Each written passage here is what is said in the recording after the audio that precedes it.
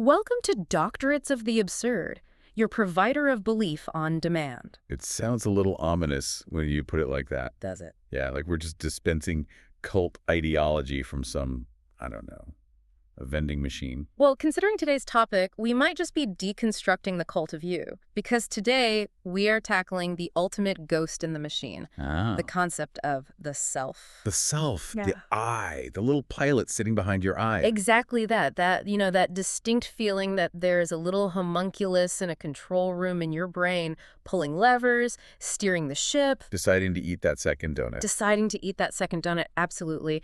And we're going to see if that pilot is actually real or if it's just a very convincing hologram that the passengers created to keep the ship from sinking. That is a pretty terrifying thought to start the day with. It is, isn't it? But before we spiral into a full-blown existential crisis, let's try to ground this. We have a huge stack of research today. Philosophical treatises, articles, and some really hard-nosed evolutionary biology. And to kick things off, I want to hit you with 3 audio hooks that we pulled from this stack. These are the ideas that, well, they broke my brain a little bit when I was reading them. Okay, let's hear them. I'm ready. Hook number 1. What if your most private, internal self, that voice in your head that you think is just for you, is actually just a public relations manager that evolved to talk to other people? That's the whole intersubjectivity argument. Yeah. Yeah, it kind of hurts to think about. It really does. Okay, hook number 2. Biologically speaking, being selfish might actually be the best thing you can do for the group, but only if you do it in a very specific way. Selfishness is a feature, not a bug. As a service, even. And finally, hook number 3. We aren't bees or ants for one very specific reason. Which is? We are designed to disagree. Now that one is crucial. The friction is the point. If we all agreed on everything, we'd probably be extinct by now. That's the argument. So here's our mission for this deep dive. We are looking at a collision, a massive collision between 2 intellectual worlds. In the red corner, you've got the German philosopher Jürgen Habermas, a real heavyweight of social theory. A giant. And in the blue corner, you've got modern evolutionary biology. We're going to strip away the jargon, get right to the heart of it, and try to answer one question. Does the I create the we, or did the we just hallucinate the I? Or to put it another way, is the self a biological weapon, or is it a social construct? Exactly. Okay, let's unpack this. We have to start with the problem itself. The sources call it the existential itch. And I have to say, reading through this, it felt less like some abstract academic problem and more like, well, just life. It is. It's the fundamental human tension, isn't it? This nagging problem of individual agency versus, social belonging. But let's be really specific here. When we say tension, what are we actually feeling? Because I feel tension when I'm stuck in traffic, but I'm pretty sure that's not what Habermas is getting at. No. Think about how you navigate a dinner party or even just a meeting at work.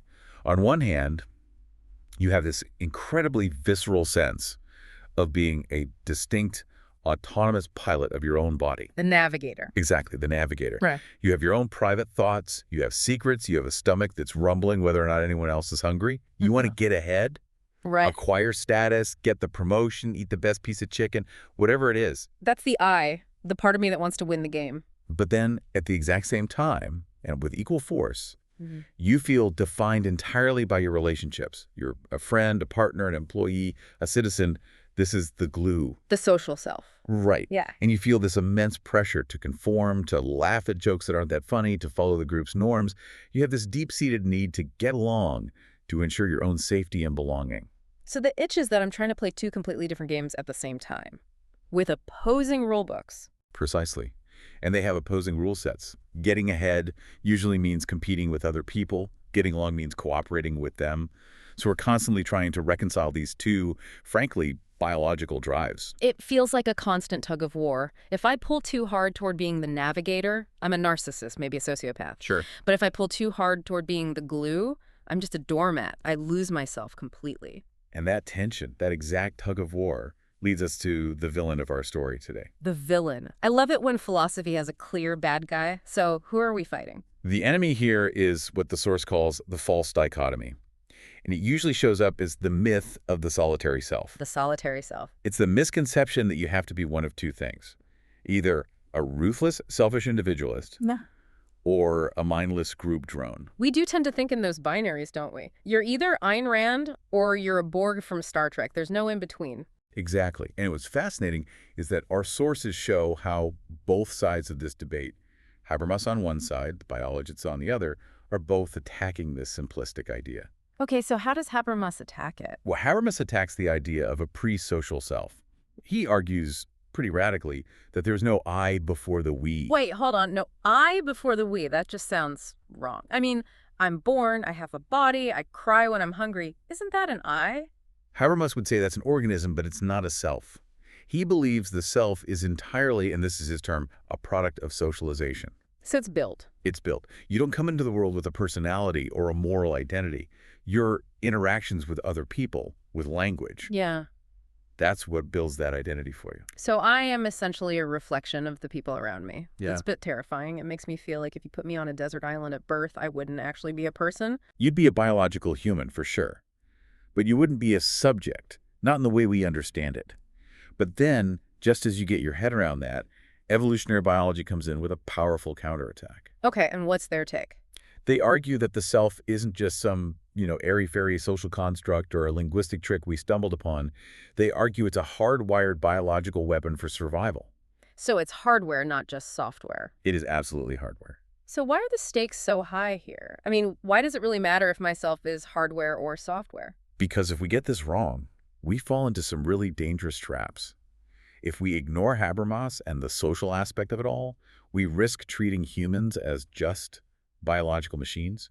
We lose what he calls contingency. Contingency, meaning the ability to have chosen differently, the idea of free will. Right. The basis for moral freedom. If we're just wet robots programmed by our genes, then morality is a joke. Yeah. But on the other hand, if we ignore the biological root... And we can't understand why we fight all the time. Exactly. We fail to understand why identity politics is so incredibly potent. We fail to see that the clash between my personal interest and the group's demands isn't an accident. It's a core feature of our design. So the danger is we either slide into groupthink, where we completely smothers the I, or we end up in total social isolation. A world of robots or a world of ghosts. Okay. We are walking a very fine tightrope. So let's look at the machinery that keeps us up there. Let's go to the engine room. The logic. So our sources lay out a core binary that drives this entire system. We have individual selfhood and we have group selfhood. But I want to get a bit more technical here. Let's really break these down biologically. First up, the individual self, the navigator. Biologically, the root of this is much, much older than the human brain. It's rooted in the immune system. The immune system, you mean like white blood cells and T cells? What on earth does that have to do with my personality? Well, think about what the immune system's primary job actually is. It is to define self versus non-self. It constantly scans everything in your body, bacteria, viruses, even a splinter, and asks one simple question: is this me or is this other? And if the answer is other, it attacks.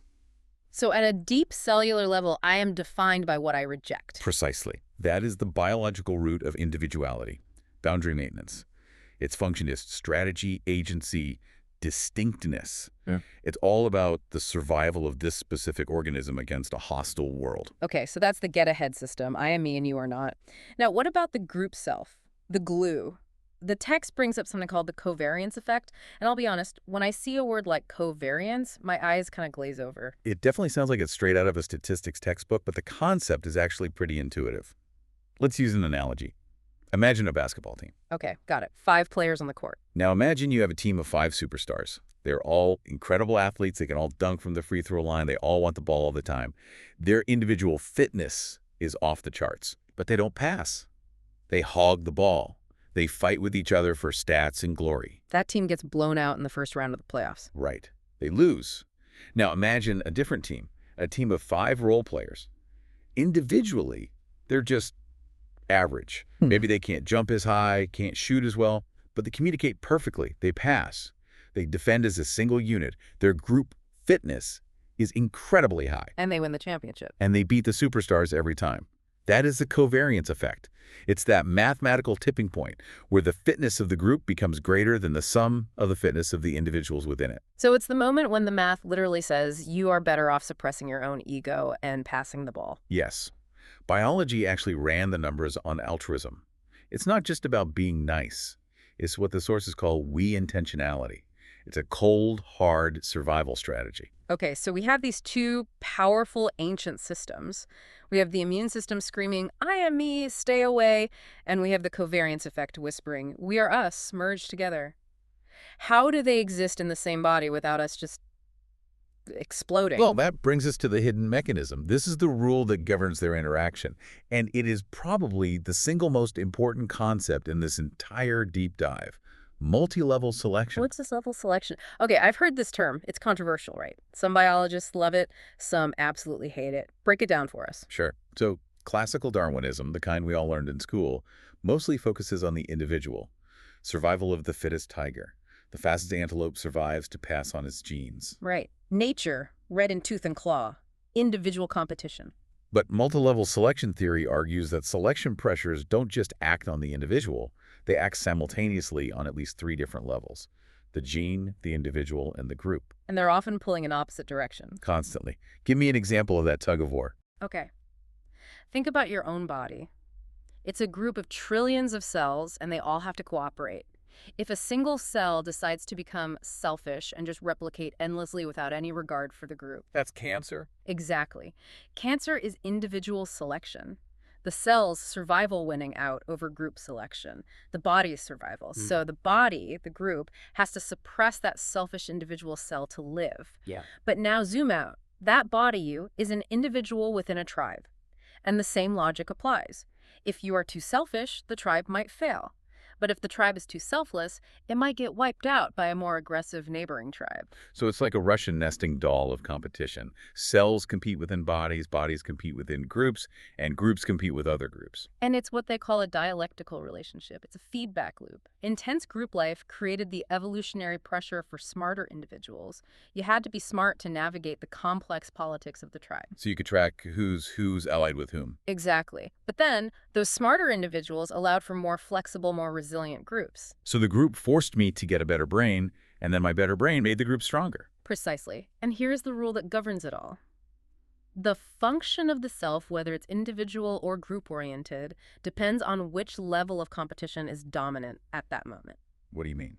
Well, if outside threats are high, say, the tribe next door is attacking, the group self completely takes over, we stick together, we value conformity, dissent is crushed. We rally around the flag. But if internal competition is high, we're safe from outsiders, but we're fighting amongst ourselves for the best mate or the most food, then the individual self takes the wheel. That explains so much about human history. When we have a common enemy, we unite. The second that enemy is gone, we start tearing each other apart. It explains everything from global politics to arguments at the dinner table. We are constantly fluctuating between these levels based on our environment. Okay, we've got the mechanics. Now I think we need to equip our listeners with the toolkit. The sources are throwing around some pretty heavy terminology. I agree. And I don't want to just give dictionary definitions. I want to understand why these terms matter. We've picked the top 4. First up, intersubjectivity. This is a huge term for Habermas. It is the absolute cornerstone of his philosophy. The cocktail party definition that our briefing gives is you don't realize you are you until you have to explain yourself to them. But I want to push back on that a bit. Are you really saying I don't exist until I start talking? In a way, yes. Habermas argues that the I is, at its core, a linguistic placeholder. Think about a newborn baby. It feels hunger, it feels cold, it feels pain, but does it have a concept of, I am a distinct entity that is separate from my mother? No, developmental psychologists say that comes much later. Right. For Habermas, the self only emerges when we start using symbols to coordinate our actions. We learn to talk so we could coordinate a hunt. You go left, I'll go right. That fundamental distinction, you versus I, is grammatical before it's psychological. So we invented grammar to get more food, and we accidentally invented the soul in the process. That's a dramatic way to put it, but... Yeah. Yeah, kind of. We eventually started turning that dialogue inward. We started talking to ourselves.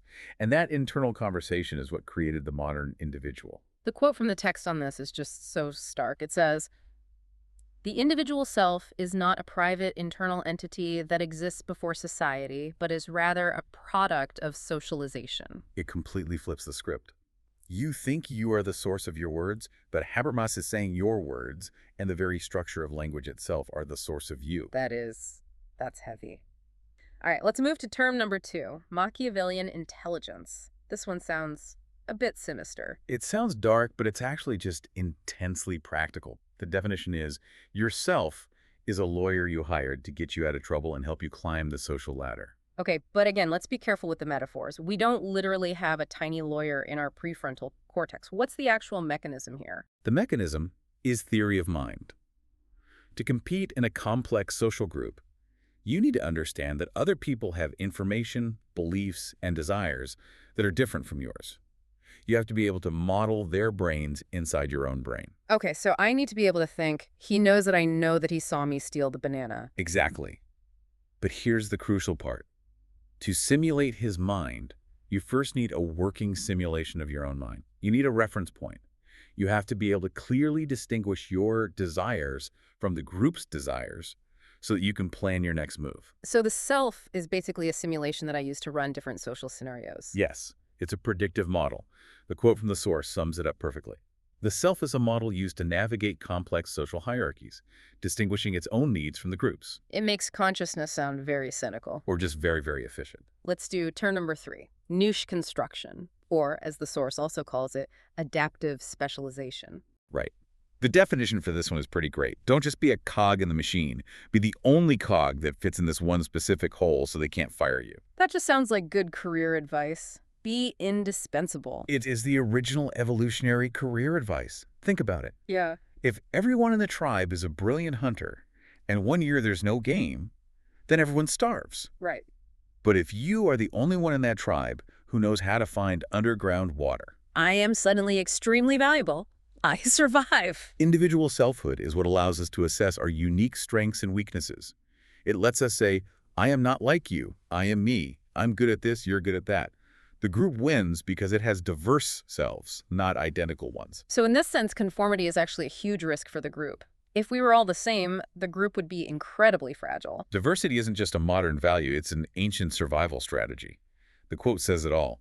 The group's overall fitness increases, so the coordinated expression of diverse individual selves rather than through homogeneity. Okay, final term, number 4, the generalized other. This one sounds like a villain from a sci-fi movie. Beware the generalized other. It does, but it's actually a concept from the sociologist George Herbert Mead, which Habermas picks up. The definition is simple. It's the little voice in your head that asks, what would people think if I did this? The shame monitor, or the guilt engine. It's the primary mechanism of group selfhood.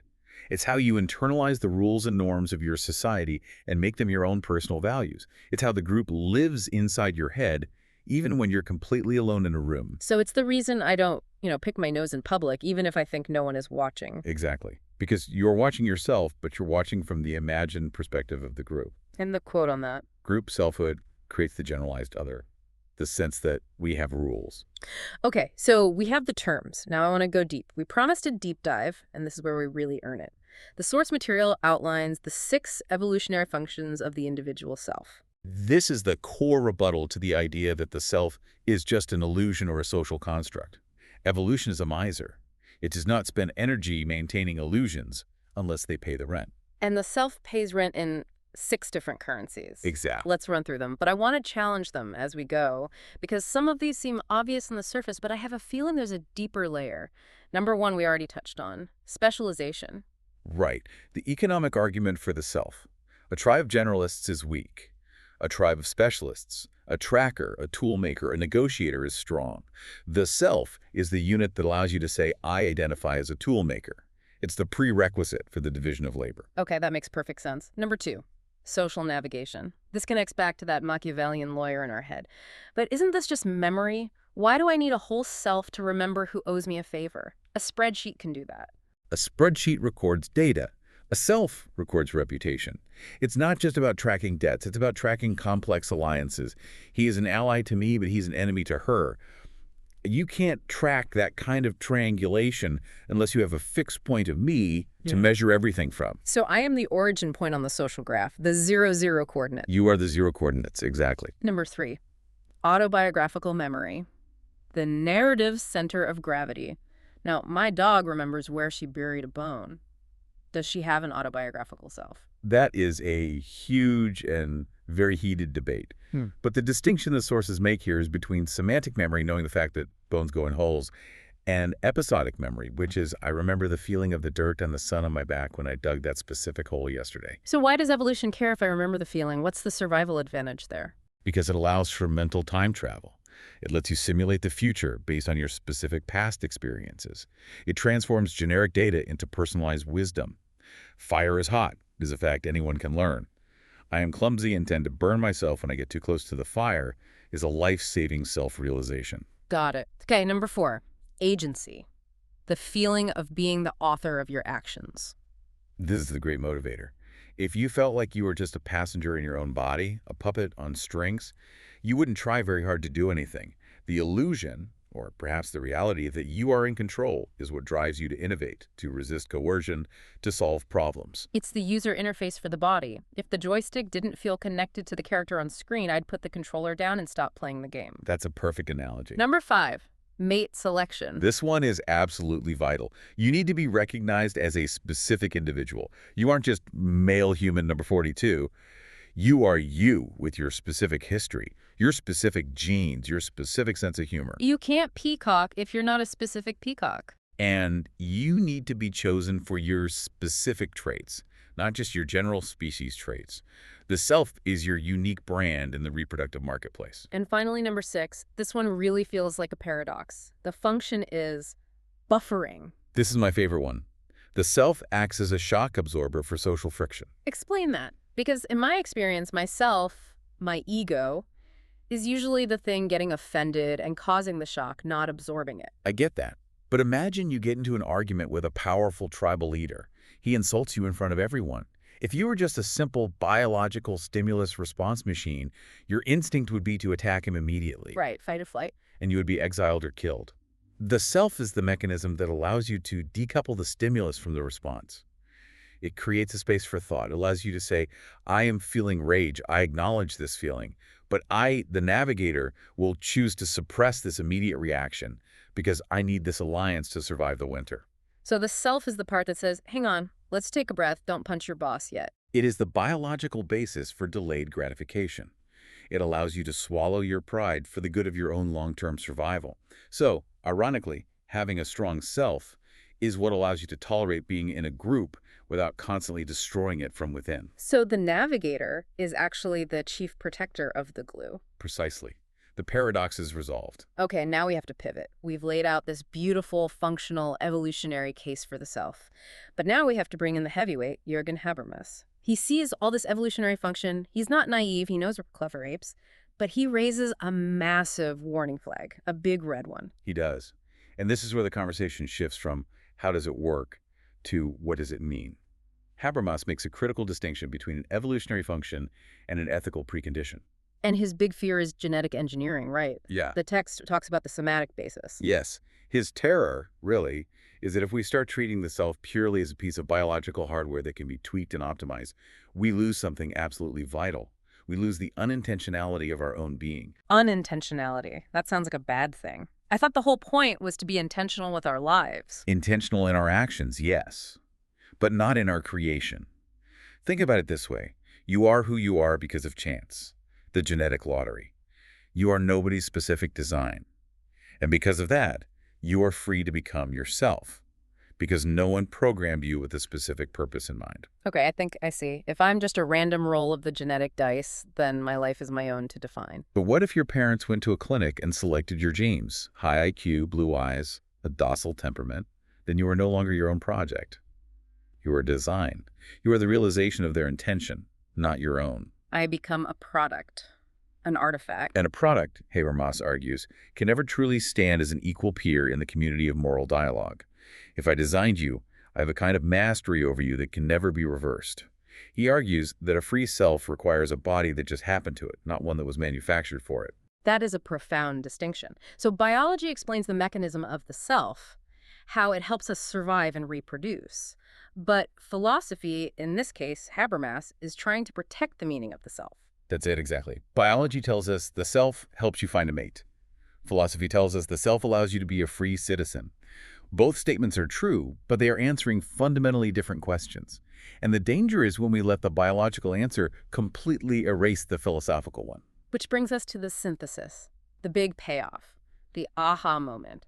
We need a way to visualize this whole tangled mess of biology, philosophy, and evolution. The master analogy. The polyphonic orchestra. Okay, so imagine a choir of ants. I'm picturing ants singing. It's probably a very high-pitched, unified drone. Exactly.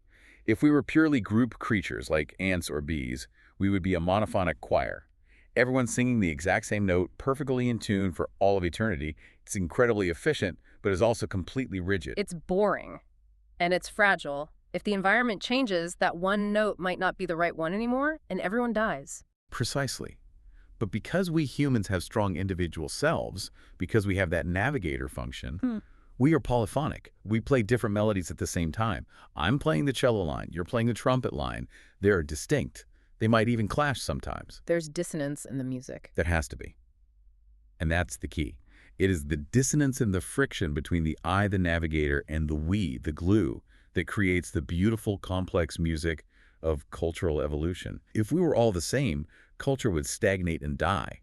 We need the I to improvise a new melody so the we can learn a new song. So the friction isn't a bug in the system, it's the entire feature. The fact that I disagree with the group is actually the most valuable thing I can offer to the group. It's the whole point of being a human. And that leads directly to the mic drop quote from our source material. It's a fantastic one. The self is the ultimate social adaptation for a species whose ecological niche is culture. Just let that sink in for a moment. Yourself, that thing you think of as your most private, most distinct, most internal possession, is actually a social adaptation. It's a tool for living in a culture. It's the interface between the hardware of your body and the software of your society. So before we let you go, we want to leave you with one final provocative thought, something to chew on. We talked earlier about Habermas's idea of the linguistification of the sacred. The idea that language evolved to negotiate the peace treaty between the burgeoning I and the ever-demanding we. Right. We learned to use words to bridge the gap. We replaced rocks and clubs with debate and dialogue. But look at the world we live in now. We are living in an age of increasing digital groupthink. Social media algorithms that are designed to push us into tribes. Likes and retweets that explicitly reward conformity and punish dissent. The digital we is very, very loud. It feels like the covariance effect is on steroids. So the question we want to leave you with is this. In this new digital landscape, are we losing the navigator function of the self? Are we starting to drown out the polyphony and slip back into a kind of digital monophony? Or is the digital world just a new, massive, global-scale implementation of the generalized other?